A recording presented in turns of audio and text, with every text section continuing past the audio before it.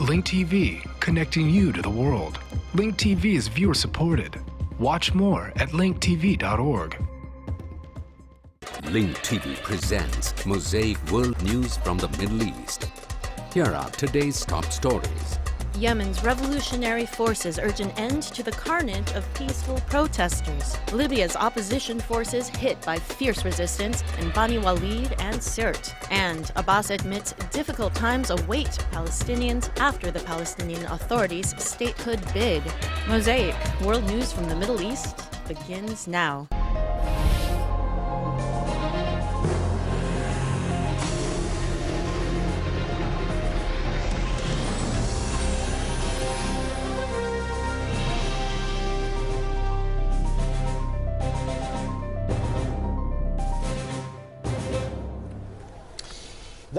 Palestinian President Mahmoud Abbas called on Israelis to recognize the state of Palestine and not waste the chance for peace on the basis of the two-state solution.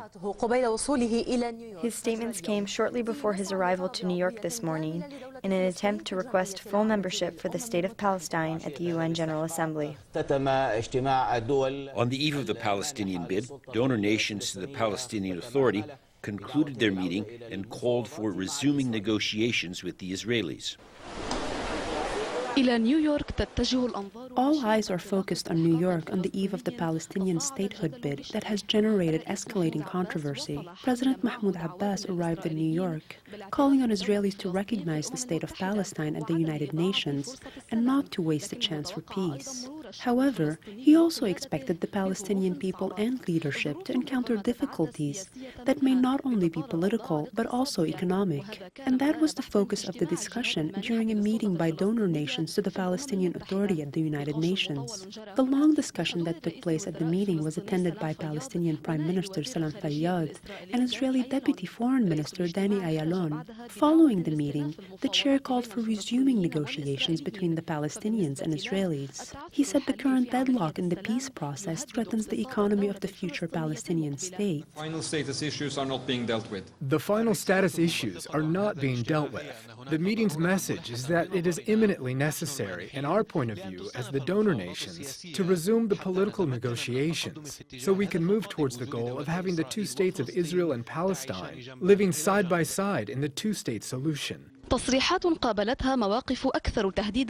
Israeli Deputy Foreign Minister responded to these statements with more threats. He warned the Palestinians that pushing for their venture at the UN may close the door to any peace process. If the Palestinians do not step up and sit at the table to discuss all the issues in seriousness, in mutual respect, then we cannot and will not find a solution. Therefore, the Palestinians heading to the UN is a renunciation of their responsibility, and I call on the Palestinian leadership not to let down its people.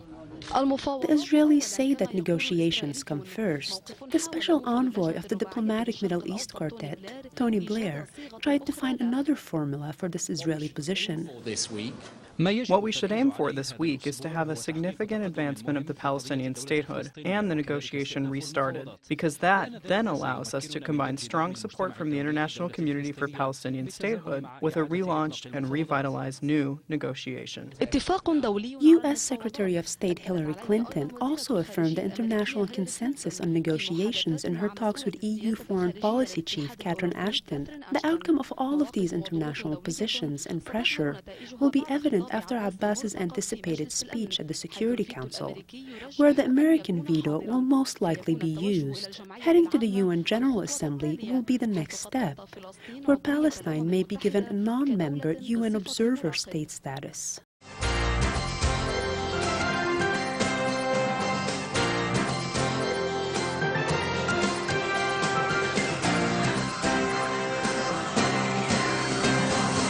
Back to the top story of the day, top story of the week for that matter. IBA's Eli Wagalanter spoke this morning with Ambassador Alan Baker, who had a different take on the Palestinian Authority's push for recognition at the UN. I think that the whole thing has been vastly exaggerated and pushed out of all proportion. I think so much so that I think Abu Mazen is wringing his hands in joy at the fact that Israeli ministers are calling this a political tsunami, and the Israeli media is calling this a fateful week for the history of the area. I think this is all vastly exaggerated, and whilst we can't ignore the fact that there will be something happening in the UN, I think we've made it into what it is because of our own excitement and fear that have no real reason. But even if it's not as important as some might make it out to believe, something is happening at the United Nations. How do we deal with it? Well, first of all, we have to look at it in its correct proportion. The United Nations hasn't got the power or the capability to establish a state. States are established by negotiation, by the development of criteria of statehood, whether it's control over territory, capability of carrying out international obligations, governance. The United Nations doesn't provide this. This has to be formed before coming to the United Nations. And that's why we saw in South Sudan and Kosovo and other instances that they came to the United Nations only after they'd established their statehood on the basis of agreements with other parties. In fact, Israel, when Israel came to the United Nations in 1948, it was after we had taken up the recommendation of the General Assembly to establish a state, negotiated, considered, and declared our state. And then we asked the United Nations to accept us, because we claimed that we answered the criteria that the international law and the international community determined for statehood. So there'll be 2 or 3 days of applause, and Abu Mazen will get the acclaim that he wants to get, as to go down in history as somebody who's achieved something, because he's not standing for re-election, and this is his swan song.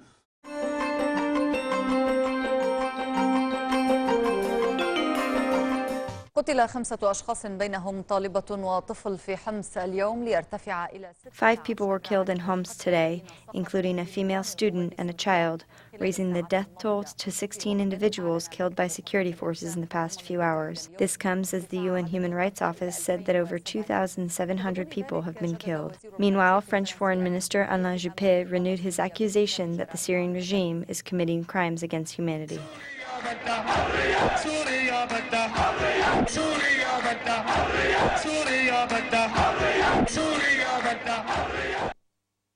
الشهيدة زينب بنت عمر حسني عذبها الأمن السوري اختطفها قطع يديها ورجليها. يوما بعد يوم تتكشف معلومات إضافية حول الجرائم التي ترتكبها قوات النظام السورية. Day after day, additional information about the crimes committed by Syrian regime forces is revealed. The latest is a confession by a Shabiha who was caught in Bab al-Siba in Homs. He said that, along with his colleagues, he kidnapped a group of girls, the sisters of dissenters, during a raid with the security forces.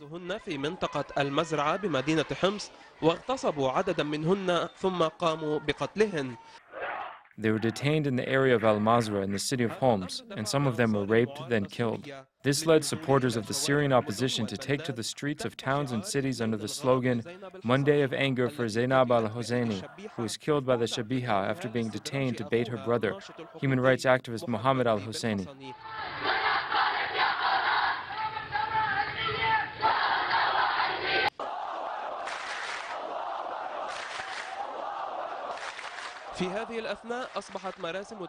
Meanwhile, funeral processions have been an integral part of the Syrian revolution since its start, as victims are dying on a daily basis across Syrian regions. In this context, tens of thousands of people held a funeral for Fadi Juma in Sakaba, in the countryside of Damascus, amid chants for the downfall of al-Assad.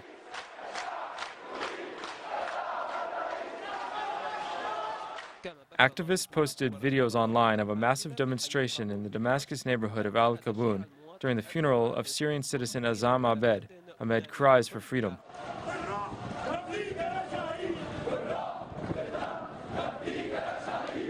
وكانت عمت التظاهرات الليلية المناهضة لنظام البعث المدن والبلدات السورية لا سيما في حمص وسط. Anti-Ba'ath night protests swept Syrian towns and cities, notably in Homs in the center of the country, where heavy gunfire reportedly targeted demonstrators. And as usual, Protesters demanded the downfall of the regime and the execution of the president. In addition, they asked for international protection of civilians demanding freedom. As for international positions, French Foreign Minister Alain Juppé's stance stood out. From New York, he accused the Syrian regime of committing crimes against humanity and criticized the Security Council for its inability to take a firm stance on the events in Syria.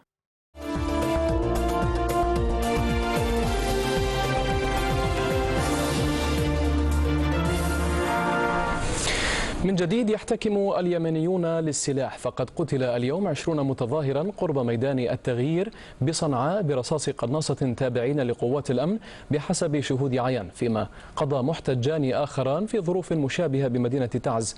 وبالأمس قتل 26 شخصا وجرح العشرات خلال قمع الأمن لتظاهرة مناوئة. Security is deteriorating in Yemen, coinciding with the arrival of the United Nations Special Envoy to Sana'a, along with the Gulf Cooperation Council Secretary General. Abdul Rahman al-Shumari reports from Sana'a.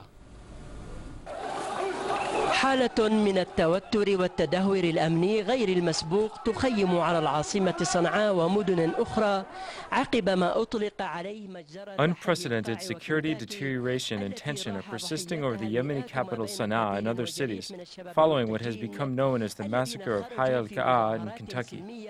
Yemeni security forces and gunmen disguised as civilians have opened fire on a peaceful protest, killing or injuring hundreds of young protesters. The regime fired live ammunition. They didn't use tear gas or batons. They fired heavy artillery and live ammunition.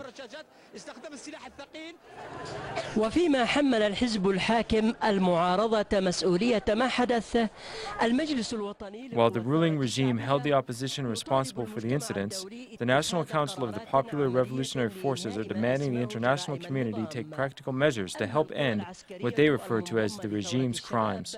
The military forces loyal to the youth's revolution have vowed to legally pursue and try what they refer to as remnants of the Saleh's regime.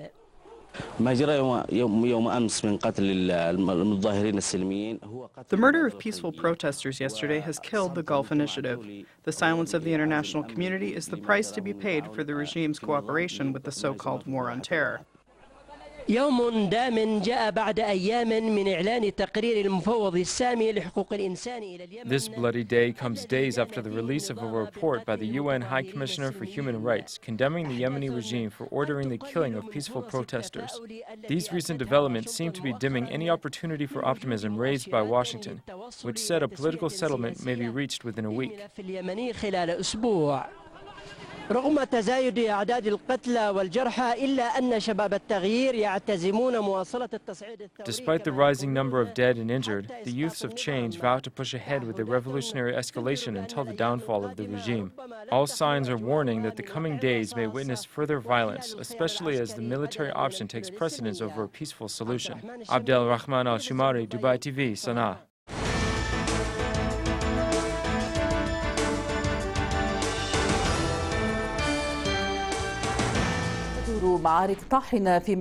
Fierce battles are raging in the city of Bani Walid, south of the Libyan capital Tripoli, where a large number of revolutionaries were able to enter this morning. Meanwhile, Chief Revolutionary Negotiator Abdullah Kenchel said the fighting is intense and the liberation of the city will be decided over the next 2 days. He added that talks with Gaddafi's battalions are underway in an attempt to evacuate additional families from the city, whose population is 50,000. The revolutionaries have retreated from the city of Sirte due to fierce resistance by Gaddafi's supporters.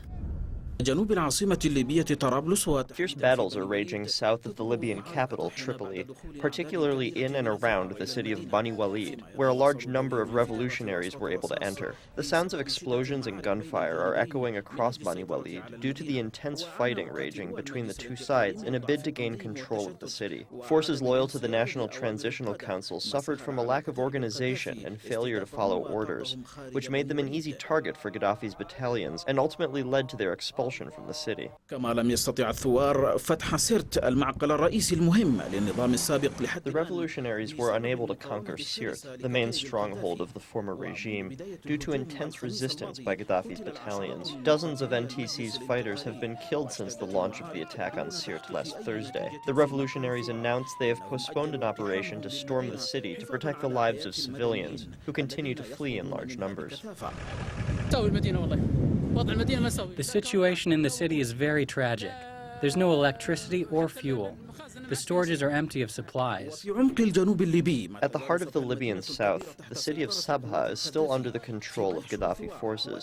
Meanwhile, the revolutionaries are massing in nearby villages in preparation for the launch of an imminent attack, amid fear that the war may turn into a long-term conflict.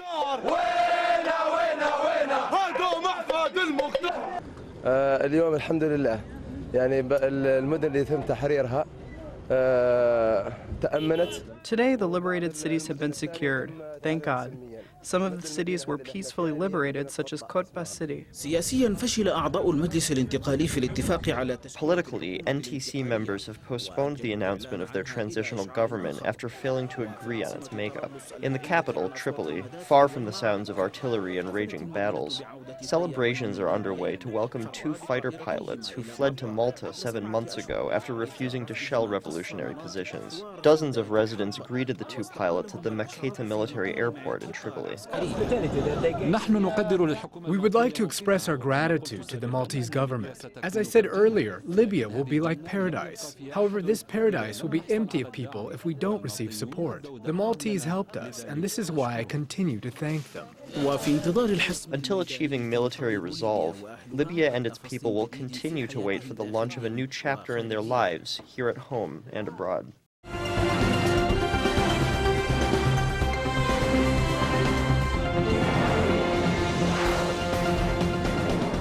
And now to Bahrain, where Saudi-backed forces have charged thousands of protesters on the streets, calling for the downfall of the regime.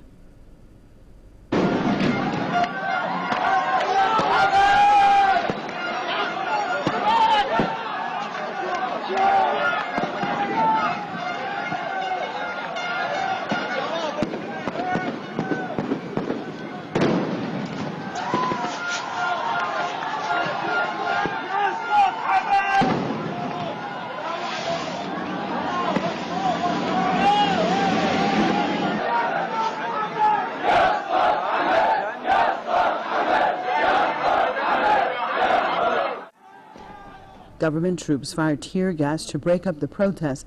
There are also reports saying that live rounds have been fired as well. The clashes happened in the eastern oil-rich island of Sirte. Protesters have been taken to the streets on a daily basis, trying to bring down the ruling monarchy.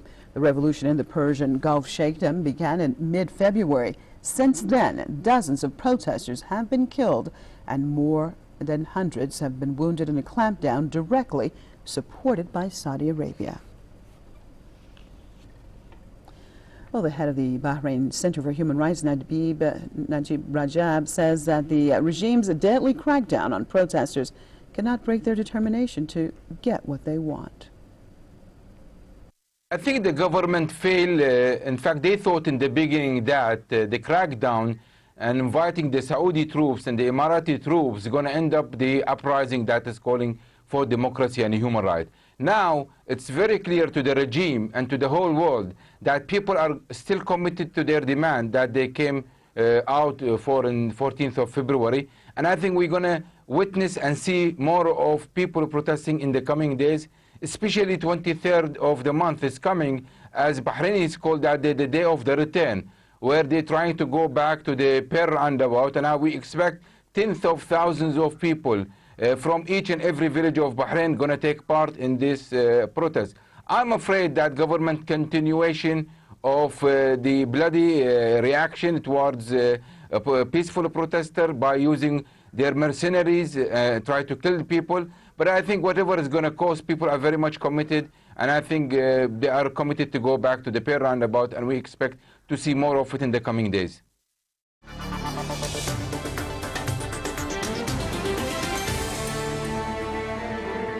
The two states of Sudan and South Sudan signed an agreement to set up 10 border crossings to ease travel and trade between the two countries. These 10 crossings will be located in a demilitarized zone that extends along the 2,000-kilometer border. أول اتفاق يوقع بشأن أمن الحدود بين السودان وجنوب السودان منذ إعلانها دولة مستقلة عن الشمال في يوليو تموز الماضي. This is the first agreement on border security signed between Sudan and South Sudan since the South announced its independence from the North this past July. The two countries' defense ministers announced their respective governments' determination to set up 10 border crossings in the demilitarized zone along the border. The border has been closed for several months due to the eruption of clashes in border provinces in northern Sudan. A conciliatory tone dominated the highest-level bilateral meeting in Khartoum since South Sudan's independence. The two governments affirmed through their defense ministers that the two countries have overcome their disputes. السودان والجنوب السودان دولتين عندهم علاقات كويسة خالص ونحن بنهتم. Sudan and South Sudan are two countries that have good relations, and we strongly care about having good security at the border. The two sides exchanged accusations about the clashes witnessed in the provinces of South Kordofan and the northern Blue Nile between the Sudanese army and members of the Sudan People's Liberation Movement, the SPLM. Khartoum refuses to recognize the SPLM as a political party in the north and shut down its bureaus and accused the government in the south of supporting it. The Comprehensive Peace Agreement in 2005 ended the civil war that lasted decades and killed 1 million people. However, no agreements were reached on the disputed region of Abyei or on the issue of sharing oil revenue, which is considered the main source of income for both countries.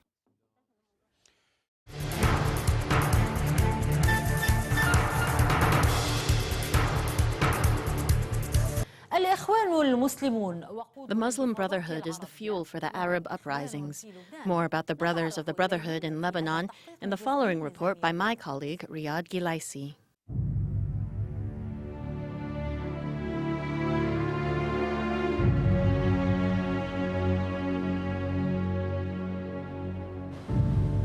للراية الخضراء وقعها. The green flag has its reality. The descendants of Hassan al-Banna are resurfacing after decades of oppression, returning with the awakening of the Arab revolutions, bringing the spring of promises. For a long time, regimes used the Brotherhood and scare tactics to prolong their reigns. Now their time is up. The Brotherhood has a branch in Lebanon. So where does the Lebanese group fit into the Brotherhood's aspirations?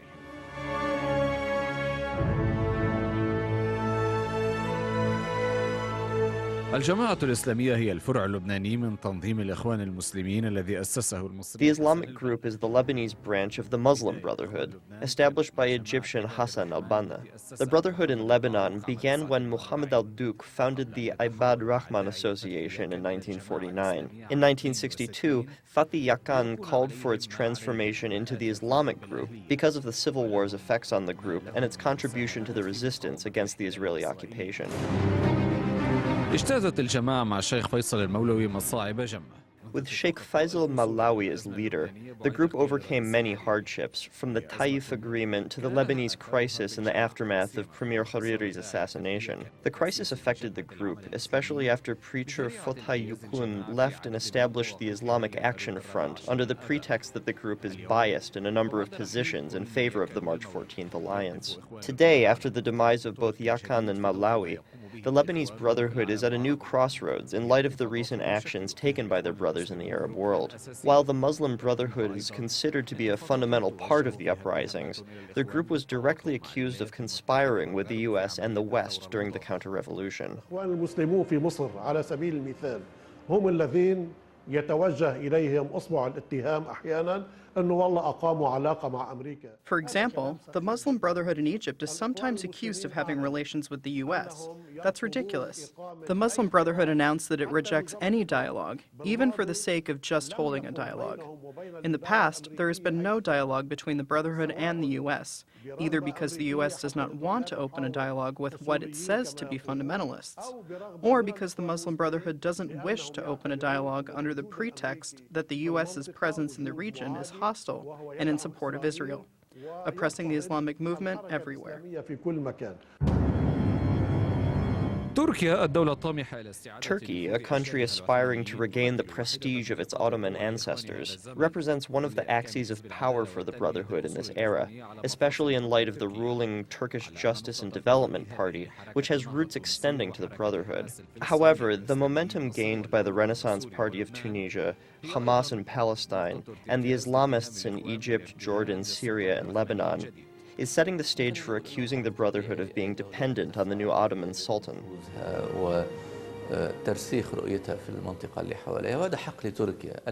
It is a natural right for any country to act within its authority and strengthen its ideologies in the region. This is Turkey's right. The important thing is that this right is not practiced at the cost of the people in the region, their freedom or their sovereignty. What I want to affirm is that there is no means or coordination between the Turkish government and the Muslim Brotherhood in any country. It is true that there may be consultation, like there is between many officials in other countries, but there is no coordination mechanism so that the Muslim Brotherhood can become a medium through which Turkey consolidates its ideology to expand its presence in the region.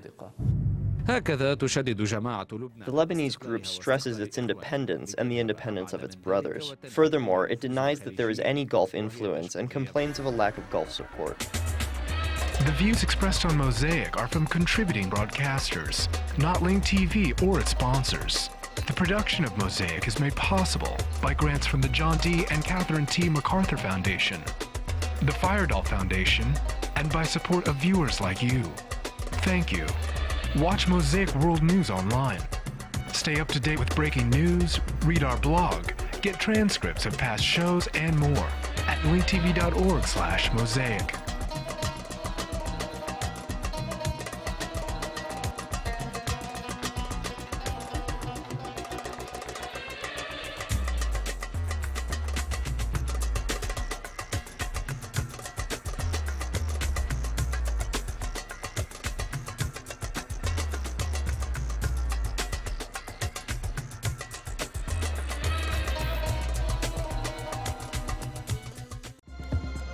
This program is brought to you by Link TV for educational and non-commercial use only. Link TV is the only U.S. network dedicated to global and national news, uncompromising documentaries, and diverse cultural programs which connect you to the world.